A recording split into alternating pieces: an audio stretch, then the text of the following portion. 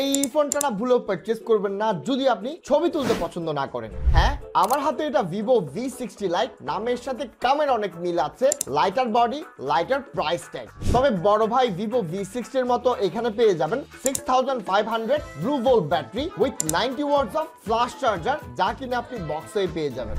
Same 50 মেগাপিক্সেলের Sony IMX882 camera lens, যা দিয়ে আপনি 4 সিজন পোর্ট্রেট তুলতে পারবেন, যেমন spring, summer, autumn and winter. Portrait photos and সেলফিও বেশ ভালো আসে। ব্যাটারি সেকশনে ভালো, ক্যামেরাতে ভালো, কিন্তু ঘাবলাটা কোথায়?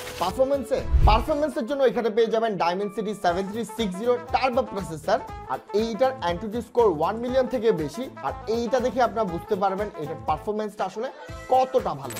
আর এই কারণে ক্যামেরা সেন্ট্রিক এই ডিভাইসটাতে আপনারা চাইলে ধুমায়া গেমিংটাও করতে পারবেন। 120 hertz refresh rate, AMOLED display, IP65 rating, AI modes and fresh একটা ডিজাইন, আর কি লাগে। তবে আরো আছে ভিভো V60 লাইট, আপনারা 5G 4G দুইটা ভেরিয়েন্টে পেয়ে যাবেন। আর এই ফোনটা পারচেজ করলে আপনারা পেয়ে যাবেন 2500 টাকা সমমূল্যের গিফট, যেখানে থাকছে এক্সক্লুসিভ ট্রাভেল ব্যাগ এবং রিডো S90 পাওয়ার ব্যাংক।